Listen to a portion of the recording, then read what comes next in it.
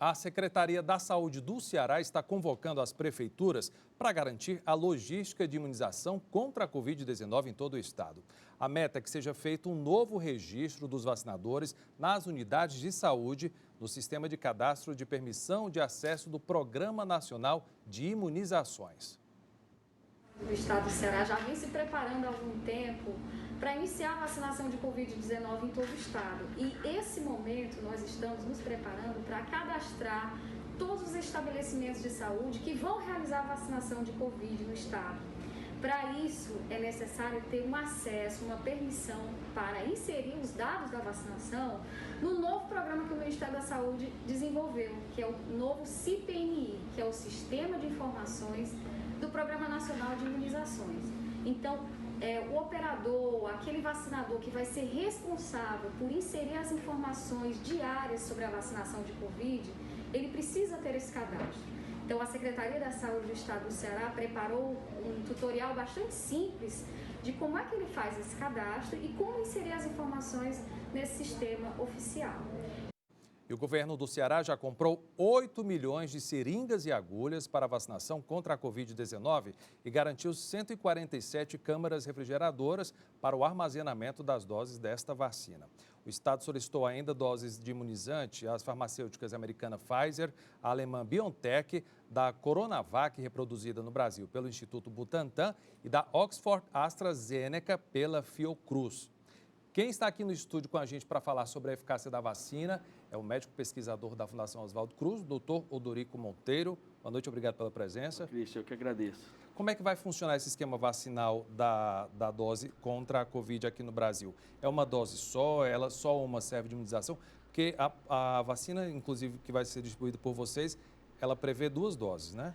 Cristian, acho que a coisa mais importante é a gente ter clareza nesse momento de que o Brasil tem um dos mais robustos e mais conceituados programas nacionais de imunização do mundo.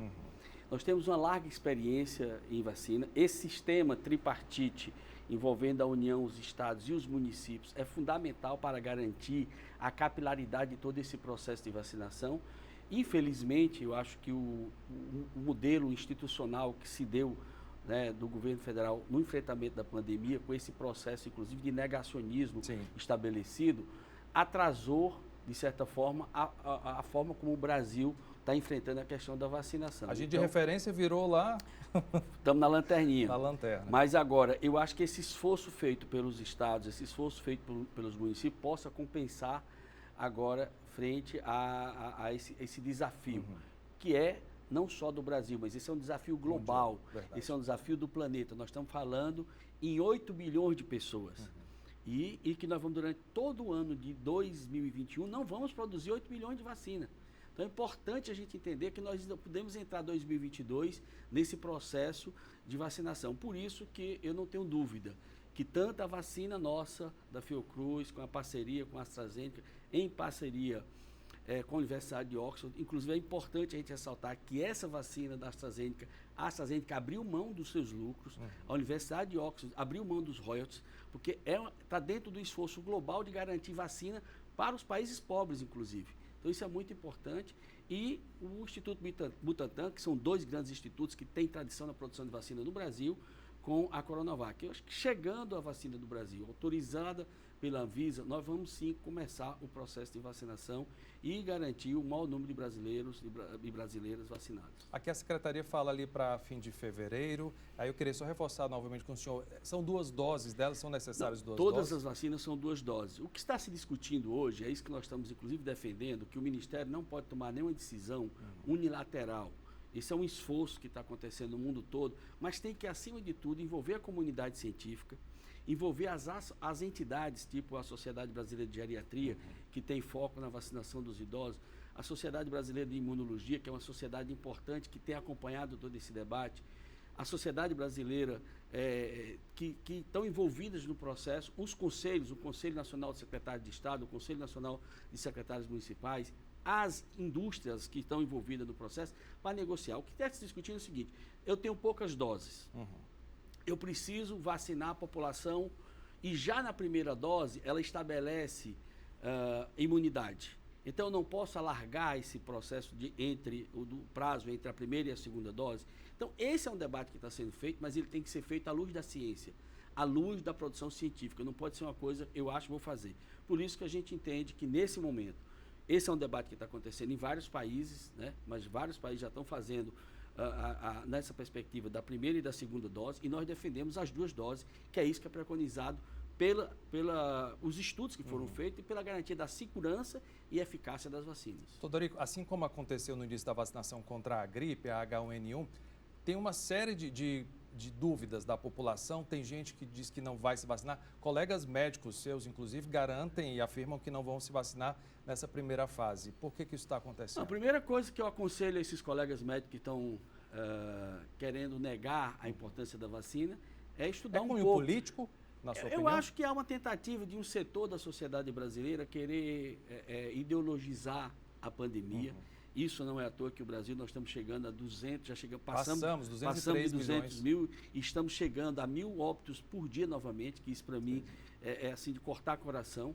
Você tem países populosos como a China, que tem mais de 1 bilhão e 300 milhões de habitantes, morreram menos de 10 mil pessoas, ou seja, pela capacidade do enfrentamento, e nós vamos chegar aí para entrar para a história da saúde pública como talvez a maior letalidade, ou seja, a quantidade de pessoas que adoeceram proporcionalmente a quantidades que morreram em relação à população geral. Então, eu diria que isso é um péssimo exemplo, um médico ser contra a vacinação. A história da saúde pública mundial tem mostrado as grandes conquistas da vacina.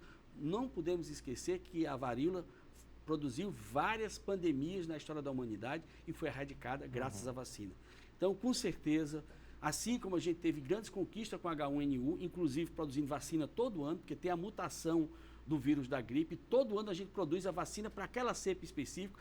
Isso é um avanço da biotecnologia, e esse avanço da biotecnologia fez com que nós já tivéssemos em menos de um ano, isso é a primeira vez na história da humanidade, que em menos de um ano a gente produz várias vacinas. Isso é uma conquista importante que não pode ser negada, inclusive pela categoria médica. E falar da importância do SUS. Vou aproveitar que o senhor está aqui para a gente ver aqui que até a 1 da tarde desta segunda-feira foram confirmadas 203 e 202 mil mortes por conta do novo coronavírus aqui no Brasil. Ao todo, são mais de 8 milhões e 100 mil casos desde o início da pandemia. A expectativa, claro, é para o início da vacinação.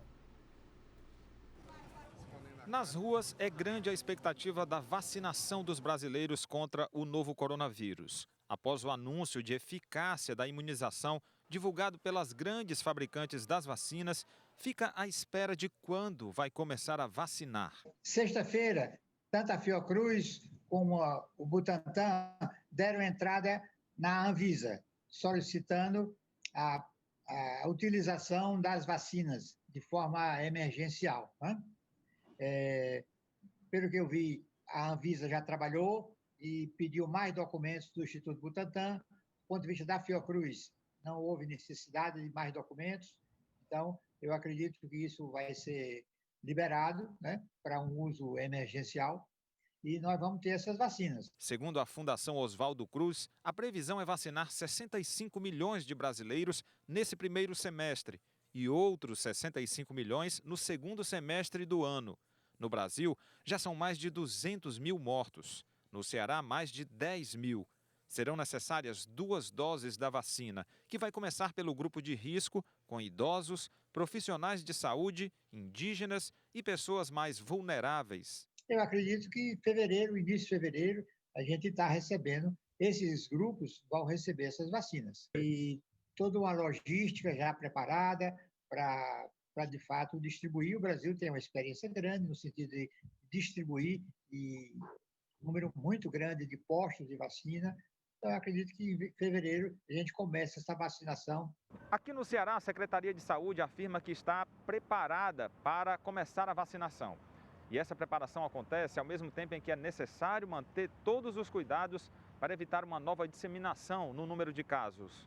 Nós já temos insumos adequados, estou me referindo aqui a seringas, nós temos um estoque muito adequado, temos quase 8 milhões de seringas, nós temos equipamento de proteção para as aplicações, nós temos um plano de logística para distribuição, para a guarda dessas vacinas.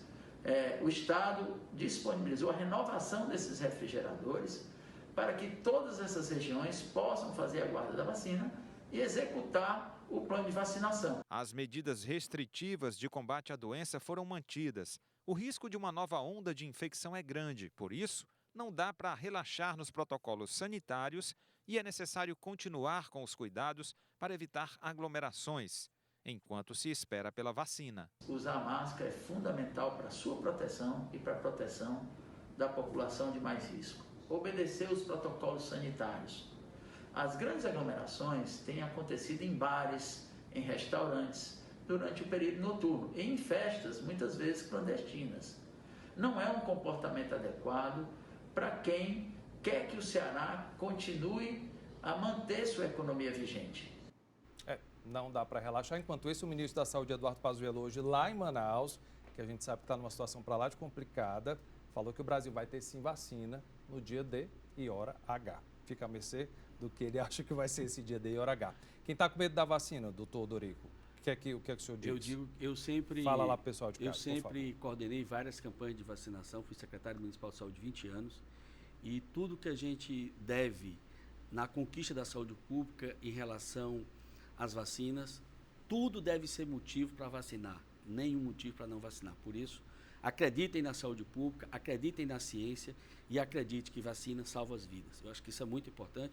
Quero aproveitar aqui também já parabenizar o governador Camilo Santana e o secretário Cabeto, que é assim que o SUS funciona, com essa coordenação estadual, com essa mobilização dos prefeitos, esse planejamento e se preparando para, chegando a vacina, ela está pronta para ser distribuída para os municípios e a gente salvar vidas. Esse é o desafio da ciência, esse é o desafio da saúde pública, essa é a grande contribuição que as grandes farmacêuticas, a Organização Mundial da Saúde, nesse esforço global para adotar a população de vacina. E mesmo assim, nós vamos conviver com vacina, Cristian, de um lado, e medidas não farmacológicas de outro, que é máscara, distanciamento social. Por quê? Porque nós vamos passar mais de um ano para vacinar toda a população do planeta. Tempo de tomar novamente a vacina, se Deus exatamente. quiser. Duas rapidinhas. Quem testou positivo e se recuperou acha que está imune. Isso não é verdade. Não, veja só, eu acho que essa é algo que a gente está tateando também essa doença, porque isso é um desafio nosso em relação